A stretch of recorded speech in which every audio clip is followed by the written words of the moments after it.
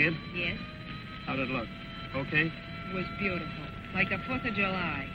It was something. Your eyebrows got singed. Yeah? Better get going.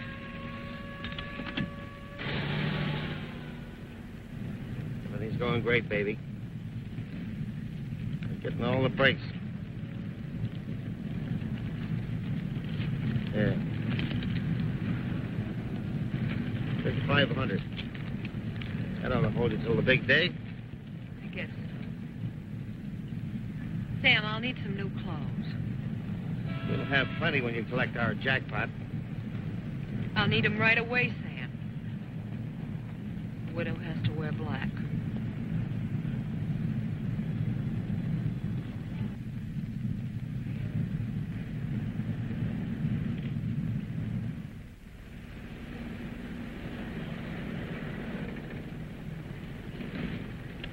We made it. It's a few minutes yet before your bus pulls out.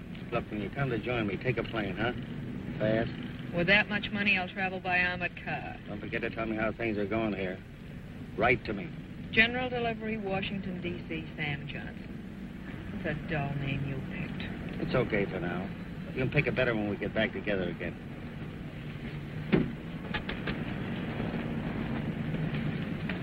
Baby, I'm going to hate being away from you so long. Don't think I'm going to enjoy staying here alone. It'll be tough for a few weeks for both of us.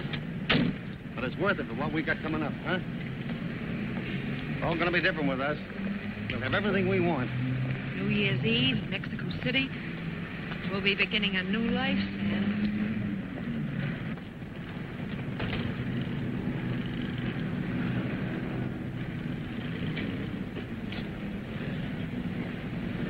Goodbye, baby. When I tell you I'm gone forever, don't you believe it. And remember, no tears. Sam, I'll eat popcorn at the funeral. Don't you worry about that business tonight. Full of stuff like that, I must be daffy about you. So I am. This'll work out, then I'll have you. An all-time deal. I will, won't I? Huh? Sam, never doubt me now. Don't forget to write me. Every day.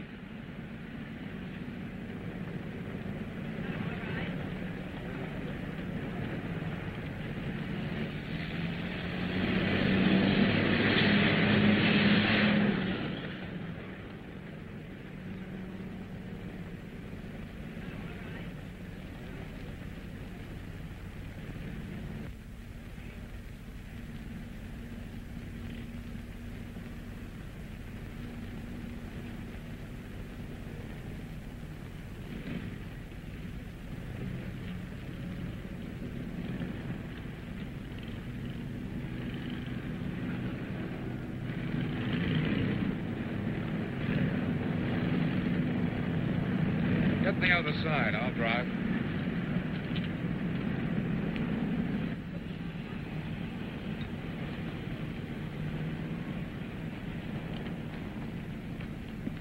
That husband of yours get off all right?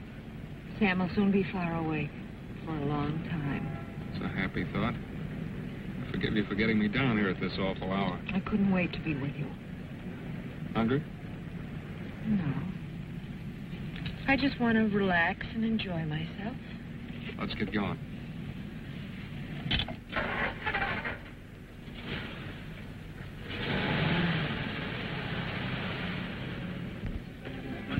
Darling, I don't understand why you aren't more enthusiastic and more grateful. After all, I did it for you. Mostly. I keep telling you everything's going to be perfect for us now. But you don't tell me why. Don't you trust me? I'm not Sam. No, you're not anything like you. That's why I love you. Don't start counting me until you're ready to let me know what the deal is. All right. Sam double-crossed me right from the start, spending all that money on me and making me think he was loaded. Certainly isn't money that makes you like me. So I married him and found out that he'd spent all his money putting on a show to land me. A two-bit used car salesman. And I was stuck with him. Doing my own housework, cooking for him. Tell me things I haven't heard from you before. Finally, I got fed up and told him I was going to leave him. I've heard of Sam. That'd get him pretty desperate. So after a couple of days, he came up with an idea. You make men think things, don't you? A couple of hours ago, down at the Sunset Beach Hotel, a room registered to a Mr. Sam Grover caught on fire, and a body went hurtling all in flames out the window. After that, all they could have possibly found was a body so badly burned and smashed that they'd never be able to tell who it was, except that it had on Sam's watch and ring. Do you realize what you're in on, Edna? Whose body was it? Just a corpse Sam got from an undertaker in some sort of deal. Those used car dealers even taking stiffs as trade-ins now? Sam's been holed up in that hotel room for 3 days to set the scene. I don't think I like any of this. You told me Sam was away on business. He was, sweet, with a $50,000 profit. $50,000? Sam's life insurance. Tonight, Sam Grover ceased to exist. That's why he went away to disappear. He's going to be waiting for you someplace. Join him with that 50 grand. And live happily ever after. Only you're not going away. But I am, Ray. I'm going any place you want to go.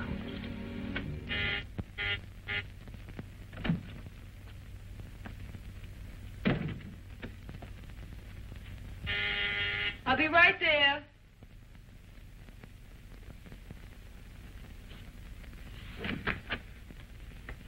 Mrs. Sam Grover?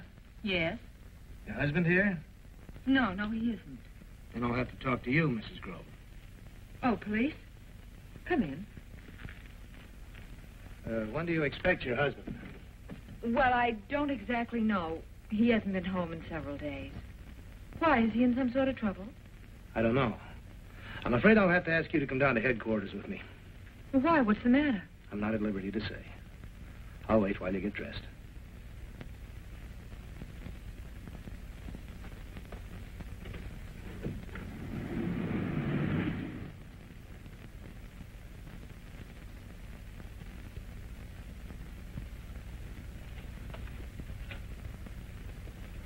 Okay, check on it.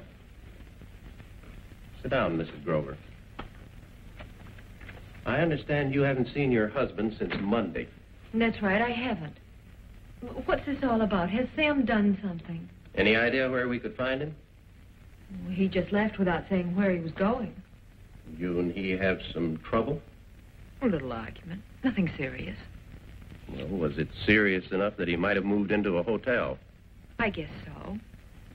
He left home mad, and I haven't heard from him since. Please, whatever's happened, tell me.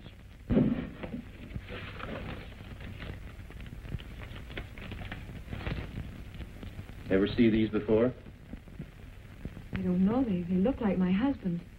The watch I gave him our first Christmas together. Where'd you find these? A room registered to Sam Grover at the Sunset Beach Hotel caught on fire. These were on the body that plunged through the window into the alley. He's dead?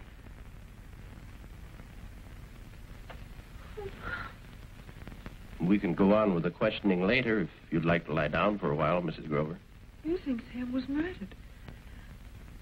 That's why you brought me here to homicide. Please, I want to know now how it happened. Can you think of any reason anybody would want to kill him, Mrs. Grover? No. Sam didn't have any enemies of any kind. Are you sure there's nothing that you can tell us?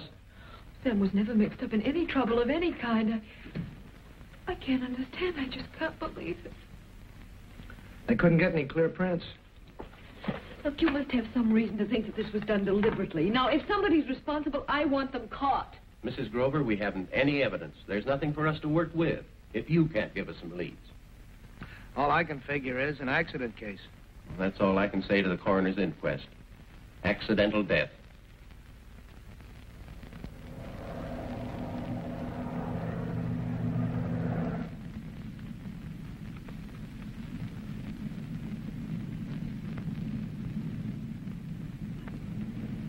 What a lovely creature. Is that your daughter? My granddaughter. She's studying surgery in Switzerland. Naturally, for a while, they had me really desperate. Murder that'd mess up the whole thing. But it came out all right. I think I gave quite a performance. I wish you could have caught me at the morgue. I was really terrific. Must have been kind of a cold house to play to. Well, for that much money, you could put on quite an act. It was awful. Having to look at some poor, burned, broken body and say, yes, it's Sam, I know it's Sam. I'm still shaking. Now I've got to see you. And, of course, we realize your great loss, Mrs. Grover. Believe me, you have the deepest and sincerest sympathy of ourselves personally, of the company. But in your bereavement, it may fortify you somewhat to know that there are no financial worries to add to your grief. That's why I've come at this time. It was very good of you. Your husband left you quite well provided for with his insurance. Now, if you'll just sign these applications, please, Mrs. Grover. I didn't realize there was any insurance that came to me. I handled the policy for Sam. He originally took it out with his son, Tom, as beneficiary. Then sometime after he married you, he changed it in your favor. Sam often spoke of doing that. I told him that any money I received from his death wouldn't give me any possible happiness. The company isn't completely satisfied with the police report. The police said Sam evidently did what people most often do in the panic of finding themselves trapped and burning. He jumped out the window. Certainly appears to have all the elements of pure accident. We don't know. We just have to find out. But if the police accepted it as an accident... We aren't always satisfied with the theory the police accept. It's more or less of a formality investigating any case where there's possible doubt. It's agonizing to think that there is any possible doubt. It's been so difficult for me to resign myself even to the fact of Sam being dead by this horrible accident. But in any case, Mrs. Grover, you'll receive the money. But before we settle, I'll have to do a certain amount of investigating. I understand, of course. My report ought to be ready within a week, unless there are disturbing difficulties. You'll hear from me. Bye.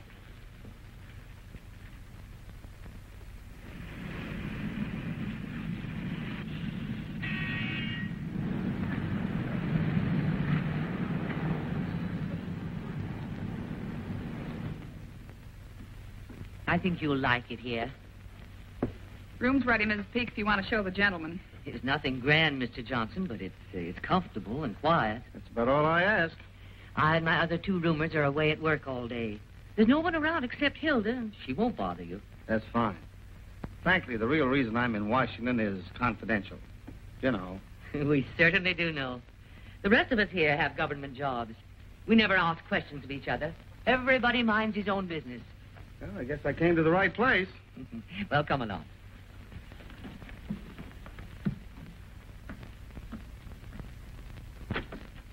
Oh, hello, Tom. Come in. Thanks. I hoped you'd come when you heard. I'm glad you're here. Are you? It isn't the same without him, is it? You haven't been around for a long time. I'm sorry it had to be these circumstances that brought you back. I want you to know that I don't hold anything against you for coming between Dad and me the way you did. I hope not. There's no reason to it. It was all a misunderstanding. If having you gave my father a couple of years of happiness, that's fine with me. I tried to make him happy, Tom. I like to feel that I did. And believe me, I don't hold any resentment about Dad changing the insurance policy so you get the money. Oh, I never wanted him to. I didn't know anything about it until yesterday. He wanted to leave you well fixed, and he did. You'll be all right. I'm going to give you your share, Tom. I'm sure Sam would expect that. Thanks, Edna. I don't want any of the money. I'll get along okay on my own. I want to be sure. Did you get married yet? I was going to, but, well, this postpones that for a while anyway. I think your father would want you to go along the way you planned, just as though nothing had happened. I can't now, with this hanging over me. Well, it's not a family scandal, Tom. Your father died in a fire. Only I'm not so sure it was an accident. Well, how can you say that, Tom? I know this hit you very hard. It does me, too. But we must keep our senses. The police and the insurance company have investigated, and they've accepted it as accidental death. I'm not making any accusations against anybody. But I'm going to find out if there was anything criminal about my father's death, and if there was, I'm going to make sure that something's done about it.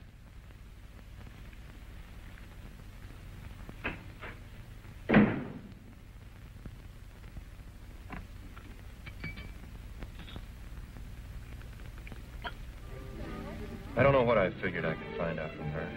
Just a wild idea that I could tell something by the way she's taking it. She's smart. she'd been putting on a big crying act, I'd have been sure she was faking to cover up something. Are you going back to the police? There doesn't seem any use in talking to them or the insurance people anymore. Just my suspicions. Tom, what about a private detective? There's one who does some work for my boss sometimes. He seems to be pretty good. You probably cost too much. He's sort of eccentric. He may take the case cheap if it interests him. That isn't exactly what we've been saving our money for. I want to do all I can. I know your father meant a great deal to you. I can't just stand still and take it the way he died. Maybe we will talk to that investigator friend of yours.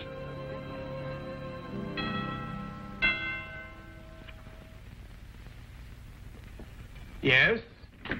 Mr. Stewart, are you busy? I'm most certainly going to be. This is delightful. You're here at last. My dear, you're being followed, did you know? Mr. Stewart, this is my fiancée. Your fiancée? How do you do? How do you do? You depress me deeply, Marilyn.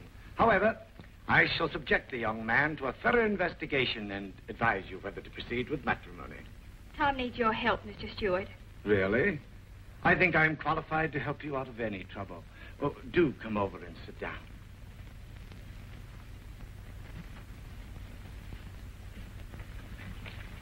I am now ready to be helpful. I guess, first of all, I better tell you that I can only afford about $50.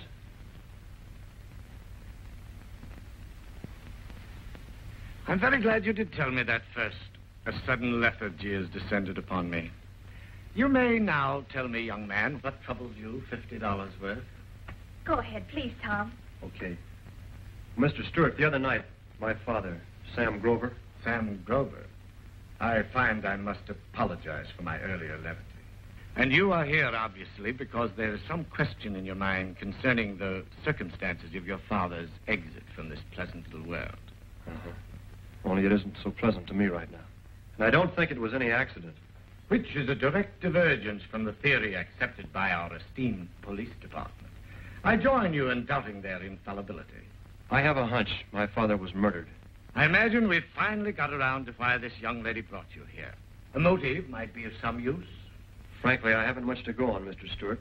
Just my suspicions. My father's wife, his second wife, she's not my mother. Yes, I've seen her pictures in the daily gazettes. Dad's life insurance pays her $50,000.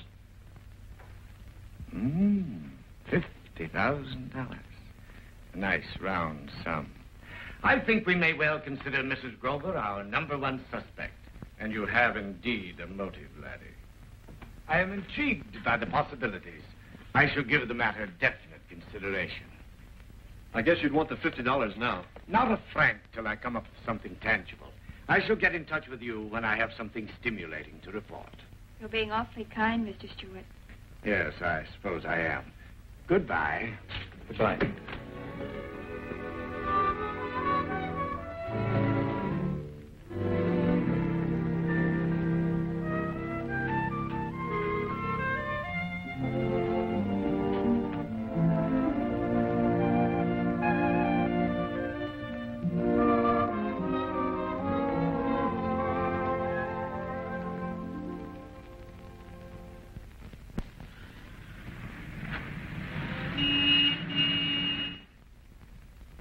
What kind of a post office is this?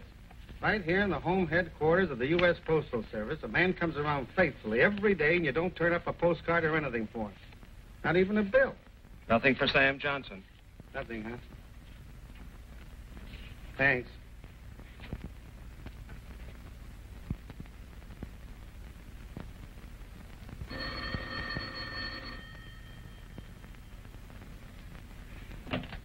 Hello? Edna? Yes? Sam, Edna. Sam? Where are you? I'll call you back. Someone's coming.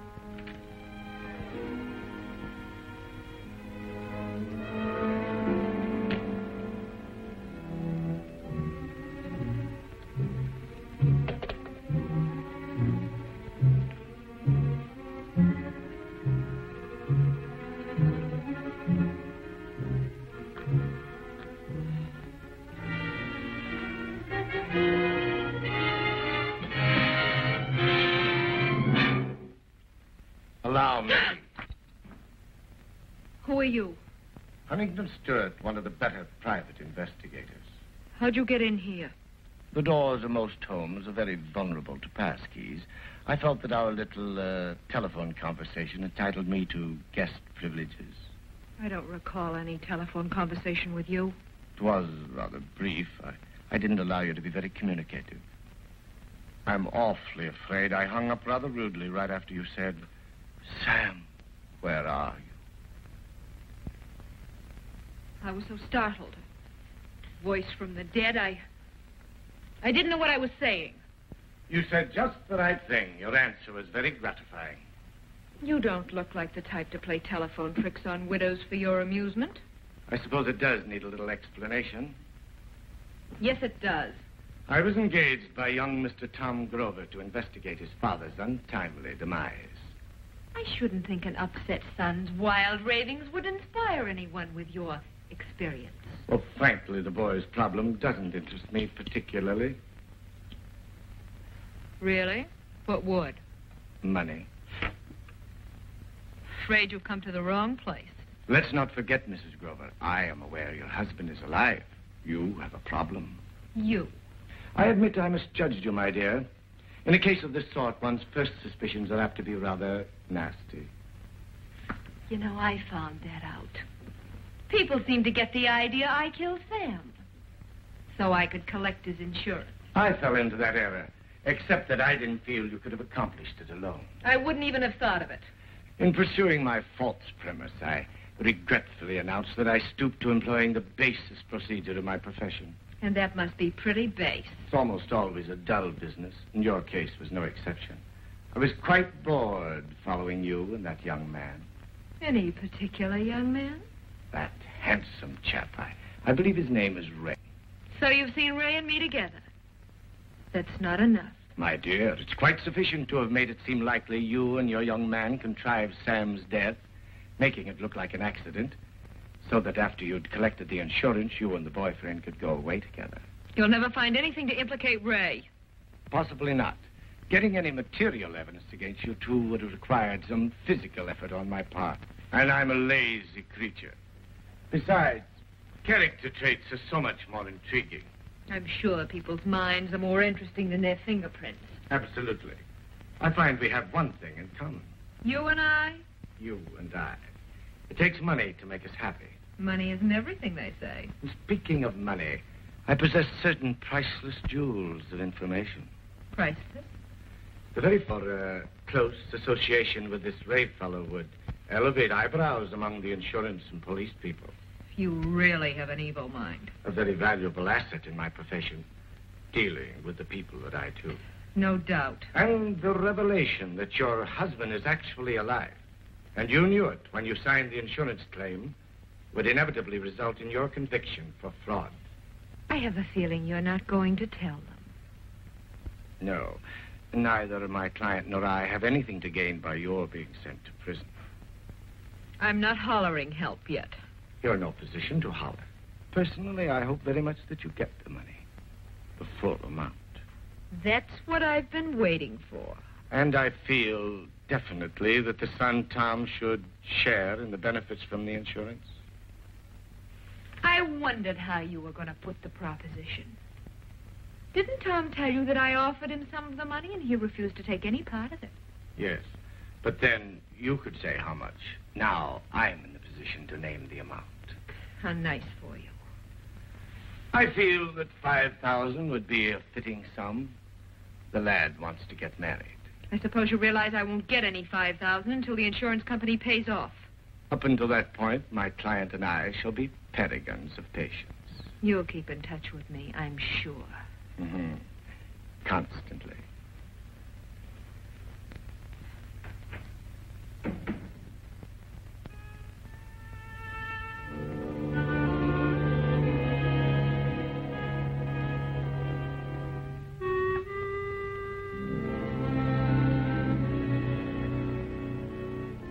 No jackpot yet, honey. Mainly because young Tom managed to complicate matters. So there's been some delay. But relax, everything's okay now. The money ought to come through within another week or so, and then you can expect me. Very soon. am sending you a nice gift package of California fruit, which you must miss terribly back there. You see, I'm thinking about you. So take it easy, old boy. I know you must be nervous, so am I. Only there's nothing to worry about. But please, Sam, don't get upset and do anything crazy, please. Just stay planted there, lay low a little longer. And as soon as I get the money, I'll be on my way to you. Love, Edna.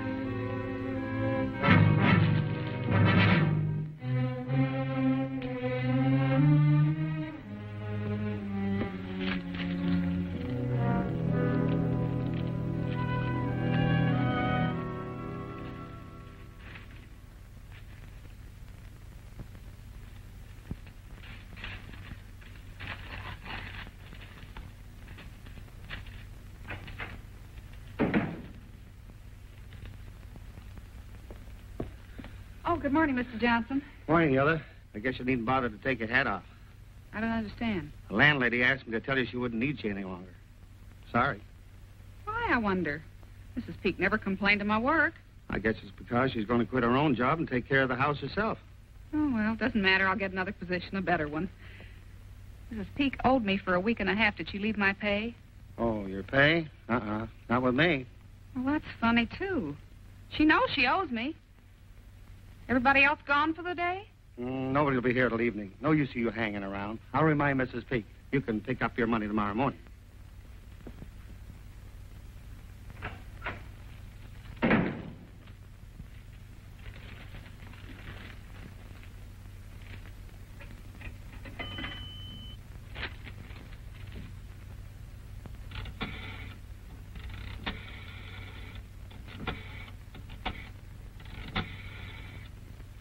You've got a lot of nice, solid, substantial stuff here. Yeah, my wife picked it all out. She didn't want to be around this morning. Afraid this business would embarrass her. Would a loan of $500 make you happy? 500? I was thinking about a lot more money than that. Living room, dining room, kitchen, 4 bedrooms upstairs. That's a lot of furniture. We allow about 10% on our assessment. I'll be glad to recommend a loan on that basis to the company. Okay. It's only for an emergency anyway. If you'll be down in the office this afternoon, we'll have the cash for you. Thanks a lot. Oh, you'll notify us if you intend to move the stuff. Oh, don't worry about it. The stuff will be here. It isn't going no place. Okay.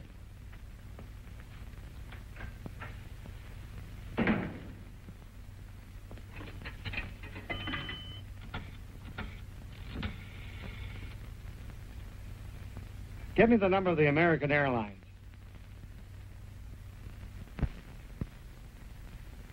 This is what you wanted, isn't it, Tom? Thanks, Edna. If there's anything more of his you want, you'll let me know, won't you? Yeah, I will. The insurance money should come through in a day or so, and then everything will be all right, won't it? Nothing will ever be all right until I find out what really happened to Dad. Say, what is this? Just how much money do you think you can get out of me anyway? I told you I don't want any money from you. Oh, don't play so innocent. Sure, that's what you told me. Very upstanding and honorable. And then you send that Huntington steward around to gouge me good. I don't know what you're talking about. Of course not, you wouldn't. I talked to Stuart about seeing if he could find out anything about my father's death. That's all. Stuart told me today that he hasn't anything on you. Or has he? You better go, Tom. You're being ridiculous. Maybe I am, but I don't think so. Tom, the pipes. Don't forget the pipe stand. Tom, let's not fight anymore. Now that your father's gone, why can't we be friends? Huh?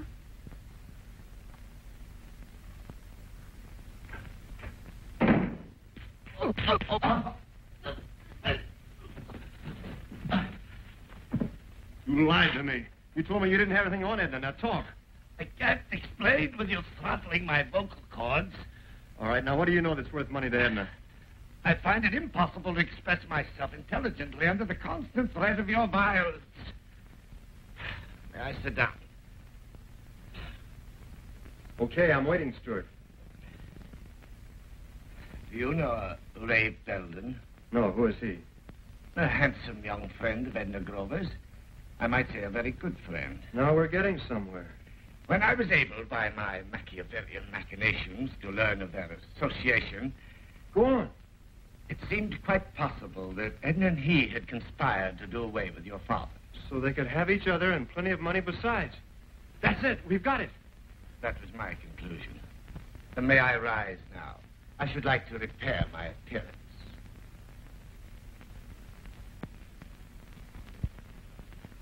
Better put this away before you tear it in two. Why didn't you tell me about this guy Ray before? Why didn't you tell the police? I didn't tell the police because the deed seemed to have been accomplished so adroitly. There was no evidence. All we could possibly prove was motive. I had what I believed was a better plan. Yeah, sure. Use what you knew to put the bite on Edna and make yourself some money out of my father's death. My dear boy, my plan was for you to receive the benefit from the insurance. You think I want any part of the proceeds from my father being murdered? I quite see your point. A very admirable attitude. I don't like you cutting yourself in either. Lay off, Edna. Got my own ideas about what to do with her and that guy.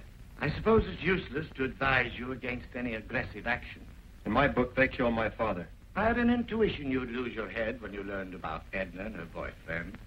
Why don't you let me have a chat with this Ray? Because I'm going to have a little talk with him myself.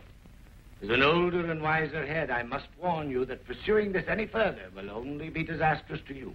Maybe. I'm thinking mostly about how disastrous it's going to be to Edna and her friend Ray.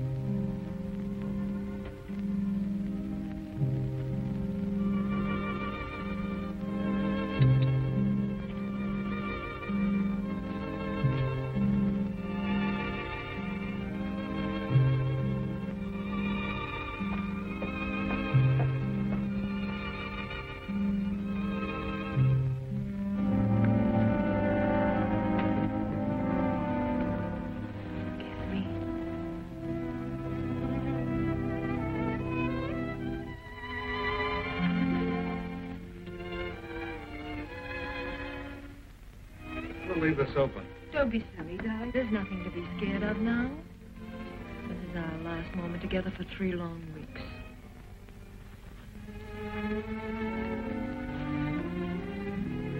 You stick around for a while? Well, we still ought to play it safe, Edna. Let's not let anything spoil it all now.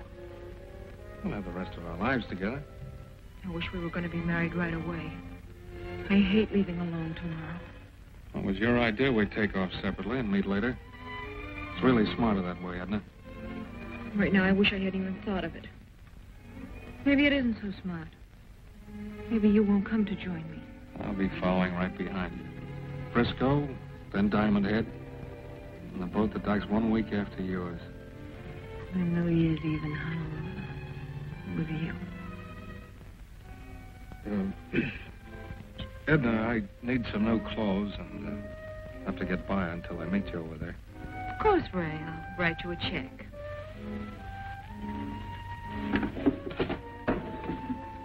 I hate taking money from you. Get used to it, Lamb. It offers you quite a future. I'll put on it for dancing. There you are. Thanks. Ray, honey, you sure you won't go with me in the morning? We could change your ticket in Frisco. It's much better if you slip away quietly and leave me here. Then nobody will suspect us. Well, you'll notice when I drop out of sight. I guess it's best. Oh, darling, darling. See you soon, sweetheart.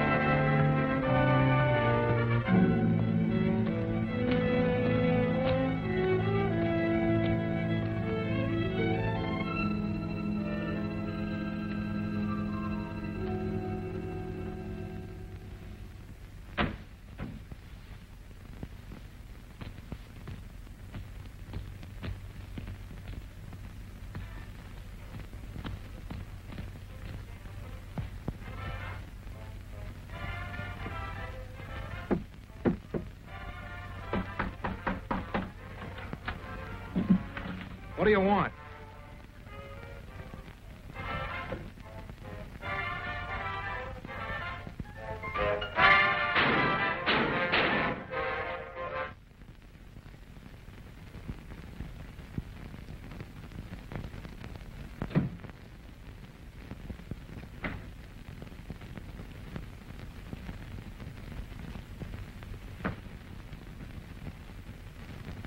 Who is it?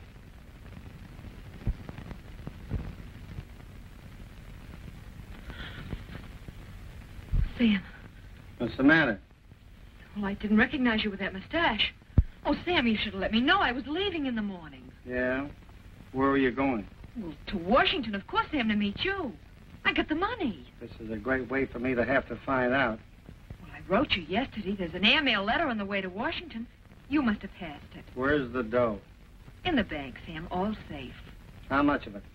Nearly all. I had to get a few things naturally. Tickets and... Sure. Tickets.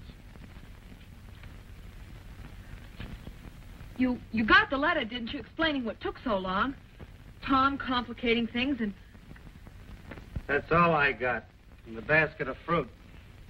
Well, Tom kept messing around trying to prove it wasn't an accident. He thought you were murdered. Nice to know the kid still cares what happens to his own man. Nice to know somebody does. I guess I've given the kid a pretty rotten deal. He's a good boy. Who were you expecting when I came in? Who did you think it was? My girlfriend. I had to have some company when you were away. Her husband's working up in Alaska. I saw you come home with the guy. Oh, with Ray.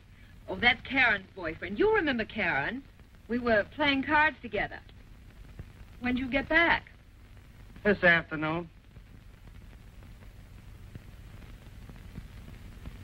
Sam, what's that for? Just to make sure I get my share of the dough.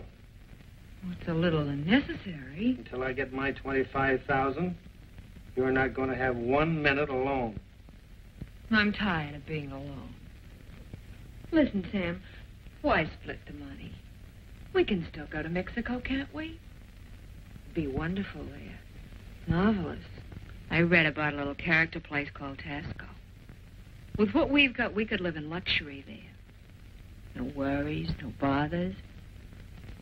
It'd be heavenly, Sam. There isn't going to be any Mexico. All I want is my cut of the money, and I'm getting away from here. And you.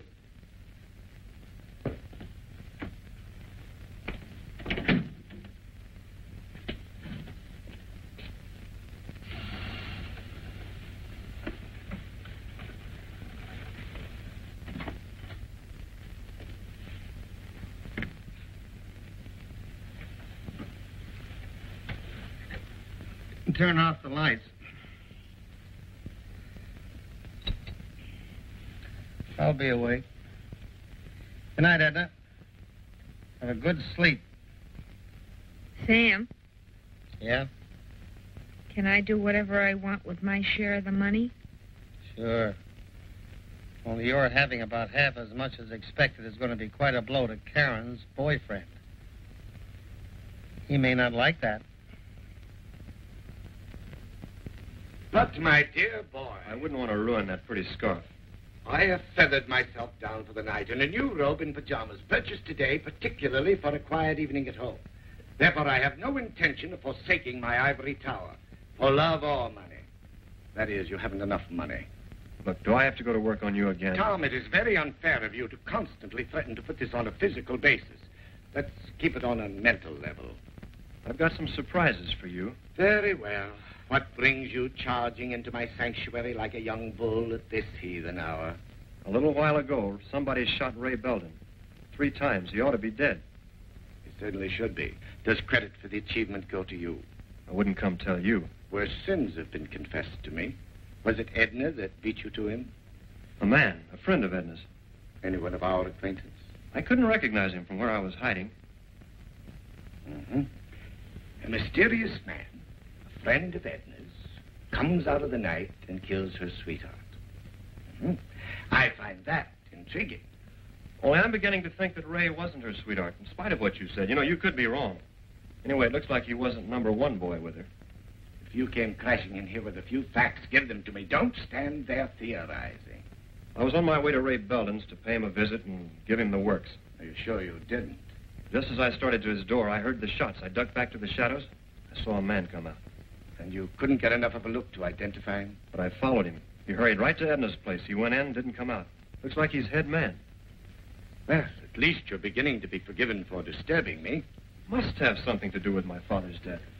I didn't suppose you were otherwise concerned about Ray becoming extinct. What happened tonight makes me think that Ray must not have been her accomplice. Really? Who do you think was? The man I saw tonight. Look, he and Edna murdered Dad. Ray knew too much about it, so the man had to put Ray out of the way. You realize, of course, that you are the most appropriate suspect for the killing of Belden? It's the reason I came to you instead of going to the police. You made quite a fuss, claiming that your father was murdered. Now the widow's most likely collaborator is killed. It would most certainly seem you did it for revenge. I know that. I'm in a spot. Very definitely. It would be extremely foolhardy at the moment for you to go any further. You've come to the right place. I hate to lay low now that we're hot on the trail. Stay out of sight until you get a message from me. This must be handled with the adroitness of which I am capable.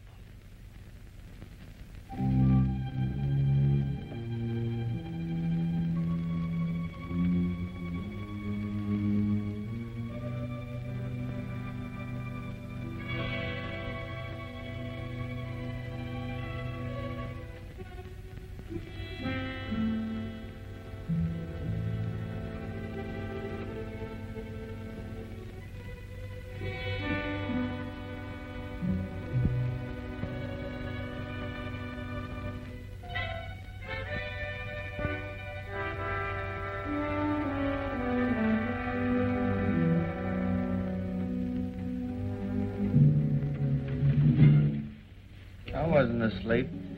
Then why didn't you stop me? What for? You were a fool to let me take this. I'm going to kill you.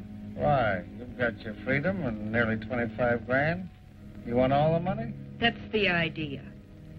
Because I've got to kill you before you kill me. And because I hate you so much, I despise myself for ever having had anything to do with you. Every time you came near me, I hated it. Whenever you touched me, it made me ill. Everything you did revolted me. I hated the way you let me push you around. The stupid way you sacrificed for me. Everything that would have been beautiful in anyone else, I loathed in you. But now I'm going to fix it so I don't ever have to see or think about you again. You're being foolish, Edna. They'll hang you for it. Because I shot some stranger who broke into my home? You can't get away with it, Edna. Tom, he'll recognize me. Not what I'm going to leave of you, he won't.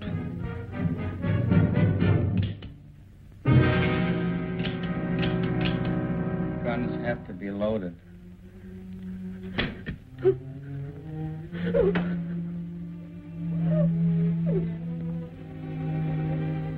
It's a shame.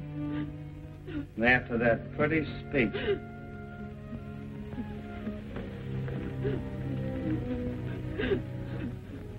You're all wrong, Edna. I wasn't going to kill you. The money isn't why I came back. All I ever wanted was you, Edna. You were everything to me. Money didn't mean a thing. Except a way to keep you near me. There was a time when I thought I'd die if you ever left me. But now I think I can get along all right without you. You're through with me, and I don't want you anymore. Very nice timing. So all I want now is what's coming to me. My share of the insurance. And you're going to the bank and get it. In cash. I'm taking my full half. Only $5,000. I see no reason why I should pay for any tickets to Honolulu. I guess that polishes off everything between us. Who is it? Cab's here. I'll be right there.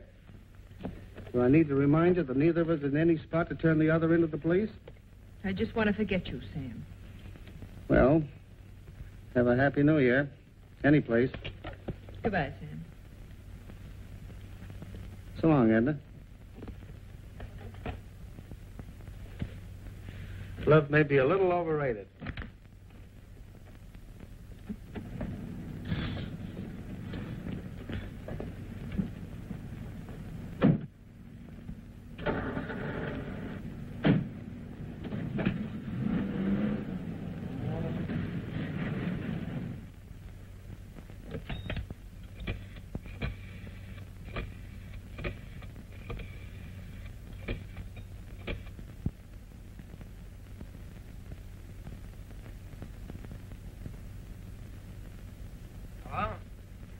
Is this Crestview 53021? Yes, who's calling? Is Ray there? Yeah, he's here. Who wants him?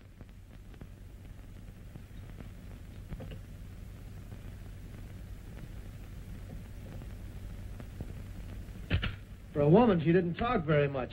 I hope there's enough for the boys to get a tracer on that call. Got something, Lieutenant. Check made out to Ray Belden for $200. Signed by a woman, Edna Grover. There he is, Lieutenant. Here's the landlord. You the one that found him? No, I was over here this morning. The neighbors have been complaining about how loud he played the radio late at night. That gives us a lot of suspects. No, I warned him several times, but last night was the last straw. About 12 o'clock, they say, the radio was blasting the walls down. That must be about the time he got it. I came over this morning to evict Mr. Belden, to tell him he had to move out. And I found him. You rented the place to anybody yet? Why, no. You got yourself a new tenant. This is just what I've been looking for. Lieutenant, could I talk to this gentleman for a few minutes? Sure, go ahead. Hello? Yeah? Mm-hmm. Got a tracer on that call, Lieutenant. The phone is listed under the name of Mrs. Edna Grover. Well, I'll let you boys finish up here. I'm going to have a talk with a blonde.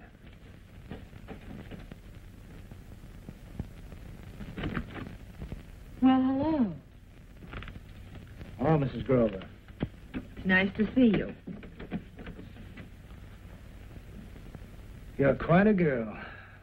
I wonder if it was worth it to the guys who really knew you. What? Something seems to happen to your men. Please, what are you talking about? First, it was your husband, Sam, now Belden. Ray? This was no accident.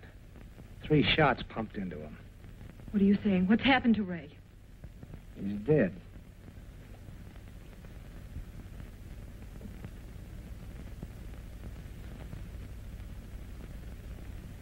There's nothing definite that says you did it, but things tie you in. So I'll just have to take you downtown with me. He's dead. He's dead. I loved him. I loved him so.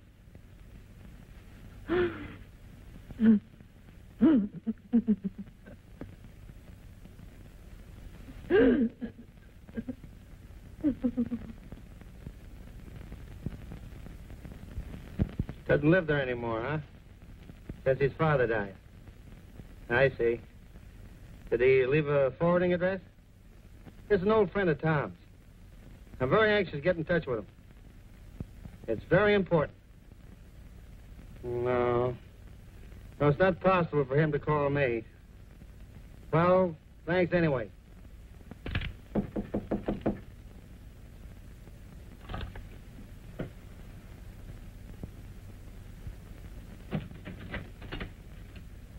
Who you got in there?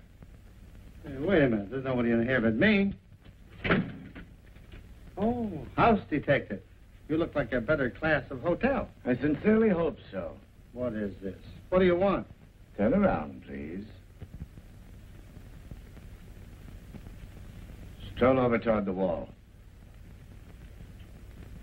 Stop.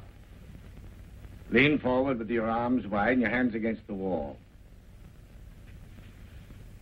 Spread your feet far apart.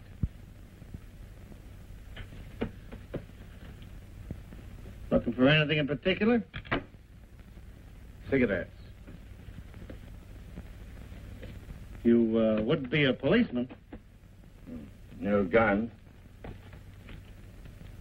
And only a few $100. I'm deeply disappointed. My heart's breaking. You may now abandon that ridiculous posture. Thanks.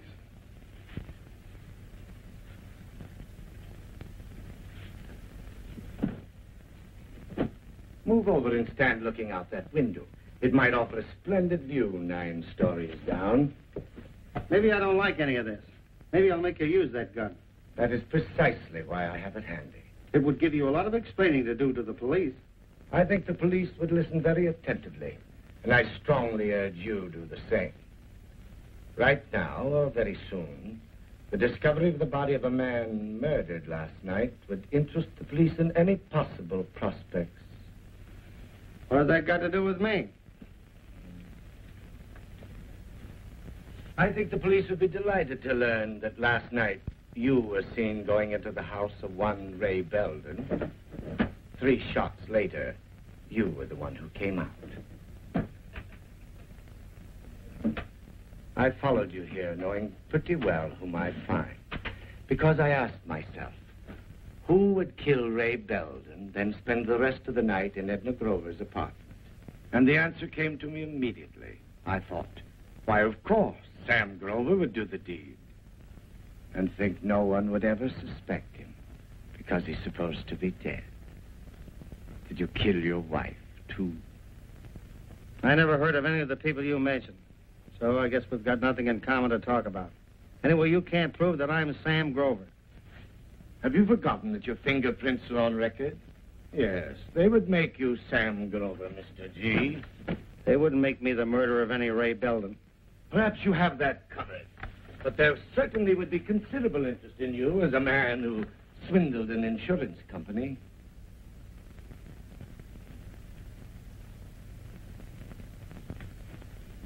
Hey, wait a minute. I've tried to break it to you gently, but I hope I've made you realize the situation. If I turn you over to the police, you face charges of both fraud and murder. Well, what do you want? Not all. Not everything you have. I wouldn't want to leave you with nothing to lose. You might be moved to do something desperate. How much? Say, $5,000. What am I buying with that? Your absolute freedom, Mr. Grover. How do I know you won't still turn me in after I pay off? How does anyone ever know in cases like this? However, you are blessed, taking less than the usual chance. What break am I getting? Don't you see?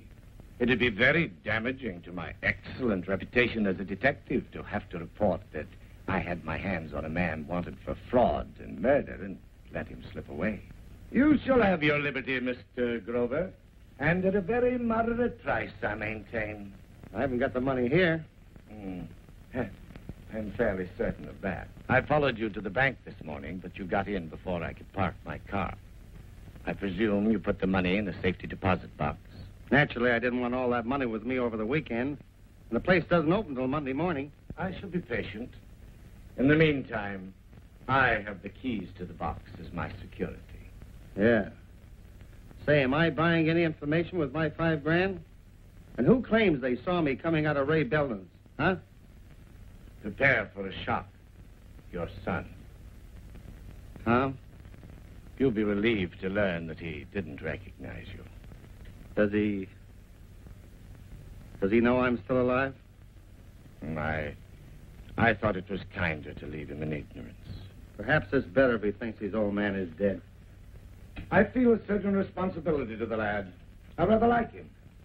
I'll think of something to tell him, and I shall drop back to see how you are. Naturally, you could run out on me and leave town, but that way you'd be letting me collect all the money. I'll be here. Remember, you can't open that box without my signature. For that matter, I don't even know what name you used. We definitely need each other. United we stand. Divided we fall. Why don't you want to tell us, Mrs. Grover? What was there between you and Ray Belden? Why did you phone him this morning?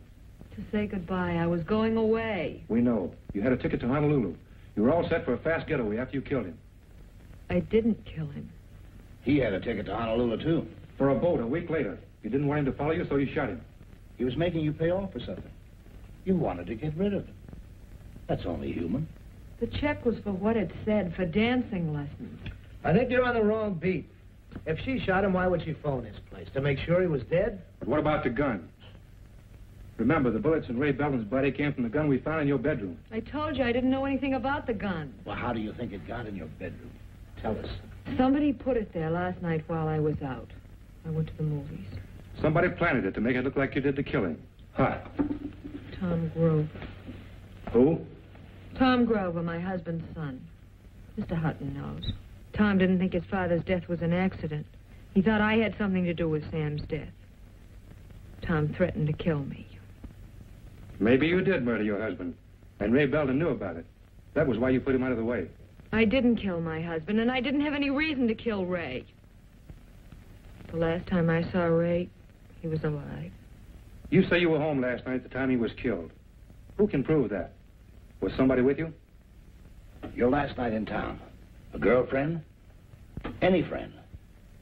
A relative? No, nobody. I was alone. Hutton speaking. Okay.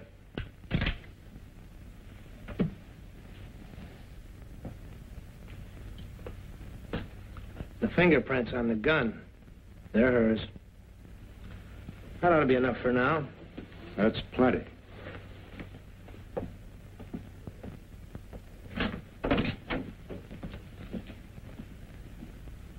You can come in now.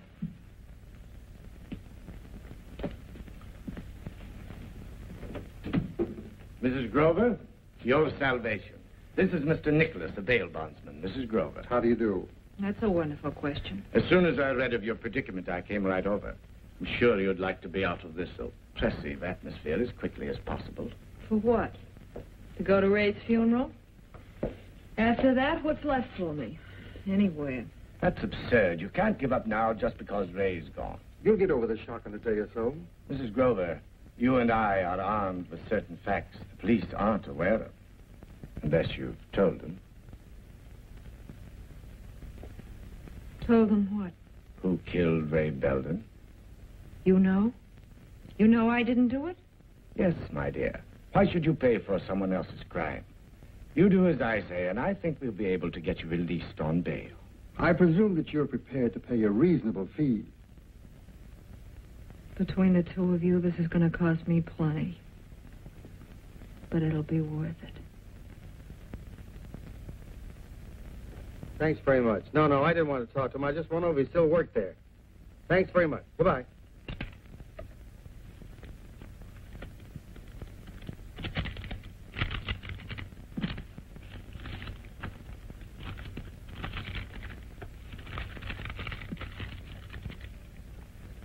Would you give me a messenger, please?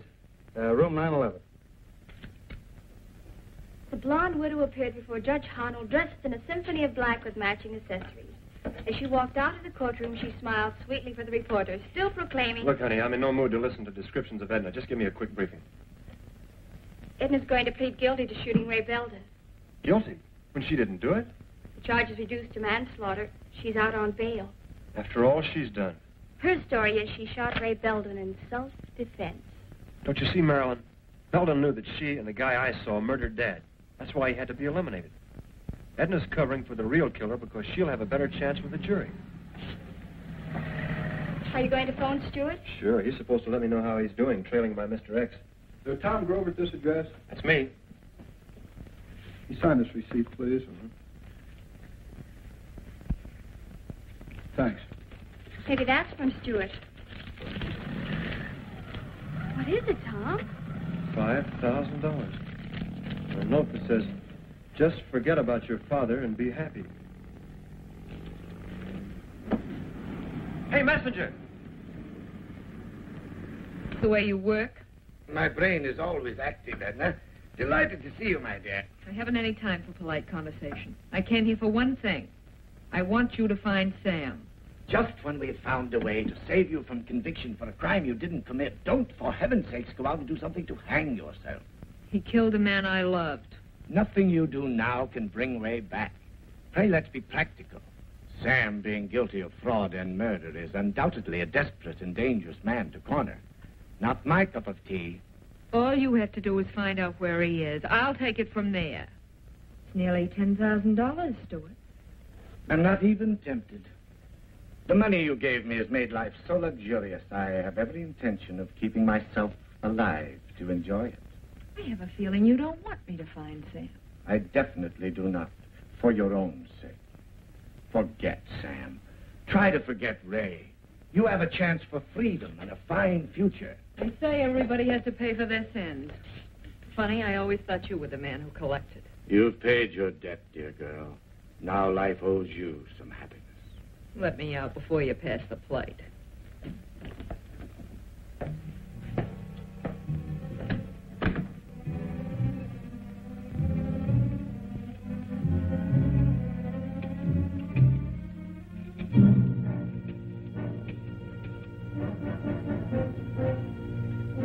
Room 911, please. Hello, Mr. G. This is your friend. Yes. On that business proposition we were discussing, I have another bidder who's willing to top your offer. I don't believe we'd better talk on the phone. I'll drop over and see you later. Wants to be sure you're in. I'll be here.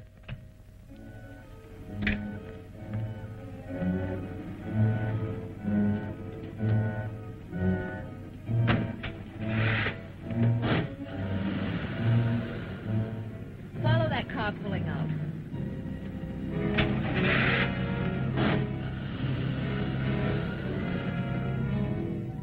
The boy's story makes sense to me. We'll pick up the killer of Belden and Grover. Not bad.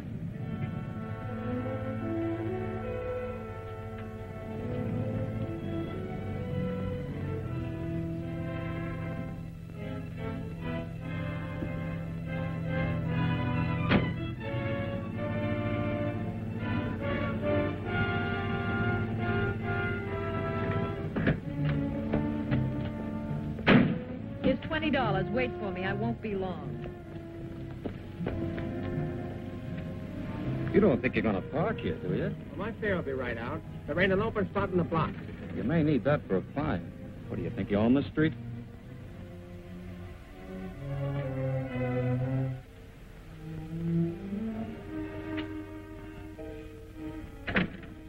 Don't look so grim, Mr. G. You're in a very enviable position. Yeah, I'm in a great spot. Listen, Stewart. Excellent for bargaining. Edna's finances are radically depleted, whereas you have 25,000. I had $5,000 hidden in here that you didn't find. It went to my son. Still, It's amazing you could be such a skunk and smell so nice. Your cologne leaves a trail up elevators and down home. I've got your husband for you. You name the figure. You killed Ray. So now I'm gonna give you just what he got. He's no good to me.